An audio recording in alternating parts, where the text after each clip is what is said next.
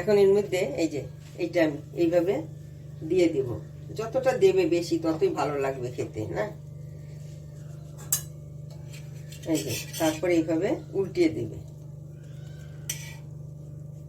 আঁচটা কিন্তু একদম লোতে থাকবে। একবার চাটুটা গরম হয়ে গেলে তারপরে দেবে, এক লো ফ্লেমে রান্নাই করবে, ভাজবে। তারপর যদি একটু তেল দাও, অনেকে তেল দেয় না, কিন্তু তেল দিলে না খেতে ভালো হয়। একটু তেল দিলে, যে কোনো জিনিসে একটু তেল দিলে খেতে ভালোই লাগে। একটু তেল ছড়িয়ে ভেজে নেবে।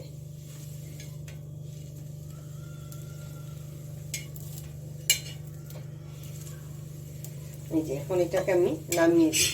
এইভাবে আমি সব কয়টাকে আমি ভেজে নিই। এর থেকে একটু লাল করেও ভাজা যায়, আর একটু মুচমুচে হলে যাদের দাঁত আছে তাদের পক্ষে ভালোই লাগে। এই যে আমি এতটুকু গুঁড়া করেছি, চালের গুঁড়ো। এই যে এখন এটা দিয়ে আমি পাটিসাপটা করব।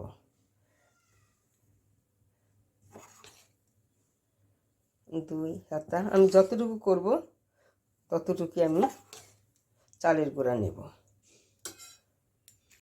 চালের গুঁড়া আমি অতিরিক্ত মিষ্টি দেবে না, অল্পই মিষ্টি দেবে। ভিতরে যে ক্ষীরটা হবে যে, সেটাই তো মিষ্টি দেওয়া হবে। আমি এখানে অল্প চিনি দিচ্ছি পরিমাণ মতো, আর দেবো কি পরিমাণ মতো গুড় দেব, আর আমি দেব না। আর দেবো পরিমাণ মতো আমি দুধ দেব। যতটুকু দরকার হবে ততটুকু দেব, বেশি একটা অতিরিক্ত দেব না। একটু জলও দেব। এই দুধ দিয়ে গোলার পরে মনে হচ্ছে আমার জল দিতে হবে। এটাকে আমি কয়েক ঘন্টা রেখে দেব রেস্টে। আমি কিন্তু এমনি রাখবো না, নর্মাল না, আমি ফ্রিজেই রেখে দেব। চিনিটাও গলে যাবে, গুড়টাও গলে যাবে। এখন এখানে আমি জল দিচ্ছি। আমি কিন্তু অল্প মিষ্টি দিয়েছি, এটা বেশি মিষ্টি অতিরিক্ত না। অতিরিক্ত মিষ্টি দিলে কড়াই থেকে কিন্তু উঠতে চাবে না। সেই জন্য যে ভিতরে পুরটা দেওয়া হবে সেইটা তোমরা যে যেমন মিষ্টি খাবে সেই অনুযায়ী মিষ্টি দেবে। এই যে আমার এরকম হয়েছে, আমি রেস্টে রেখে দিই। লাগলে আমি পরে জল বা চালের গুঁড়ো মিক্স করব, যেটা লাগবে সেটাই আমি মিক্স করব পরে। এই যে খোয়া ক্ষীর কিনে নিয়ে এসছে। শুধু এই ক্ষীর দিয়ে তো পাটিসাপটা করা যাবে না, কেন? এখানে মিষ্টি নেই। আর একটু গরম করে একটু নরমও করতে হবে। আমি এই জন্য এটাকে আবার দুধের মধ্যে ফুটিয়ে নেব। এই জন্য আমি কি করলাম, এই যে দুধ বসিয়েছি।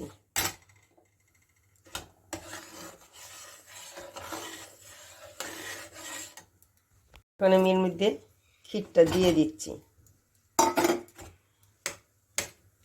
এখন এই ক্ষীরটা গরমে গলবে।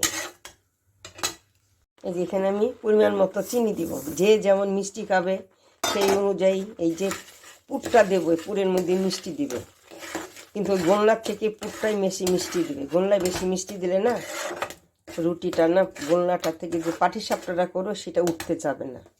তারপরে আমি কি দিলাম, এই যে গুড় দিয়ে দিচ্ছি পরিমাণ মতন।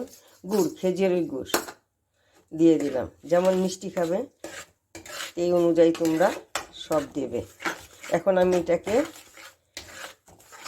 ক্ষীর করে নেব। আমার এটা প্রায় হয়েই আসছে, বেশি করব না।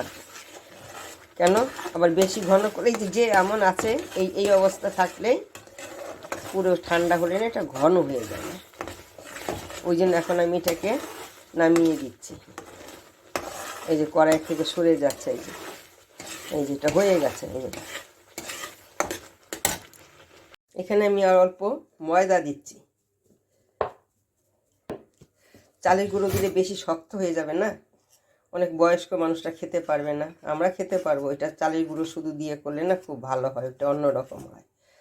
একটু ময়দা টয়দা দিয়ে করলে অন্যরকম হয়। এটা আমি ভালোভাবে ফেটিয়ে নিব ময়দা, ওইটার সঙ্গে ময়দাটাকে। আমি এখন এই কড়াইটা গরম হয়েছে, কড়াই আমি এখন তেল ব্রাশ করছি। হয়ে গেছে। এখন আমি এর মধ্যে কী করবো, যে গোল্লাটা আমি গুলেছিলাম সেই গোল্লাটা আমি এই যে দিয়ে দিচ্ছি।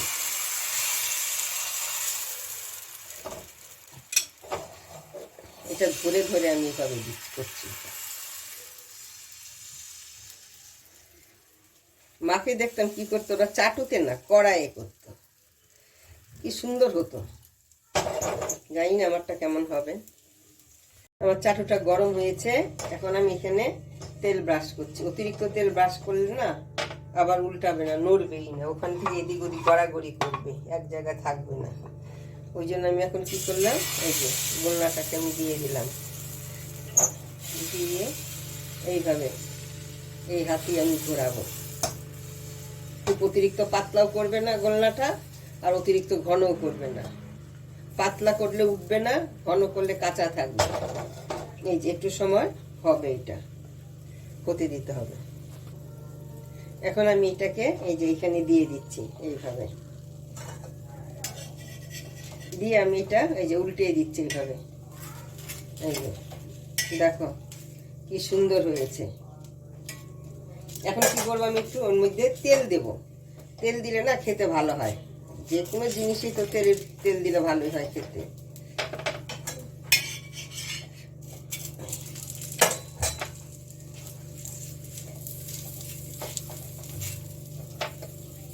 এইভাবেই ভাজবে। আমারটা হয়ে গেছে, আমি এখন নামিয়ে দিচ্ছি। আর যদি তুমি চালের গুঁড়ো দেওয়া আছে, একটু বেশি সময় ভাজে, একটু তেল দিয়ে না মুচমুচে হয় খেতে, ওইটা বেশি ভালো লাগে। নামিয়ে দিলাম।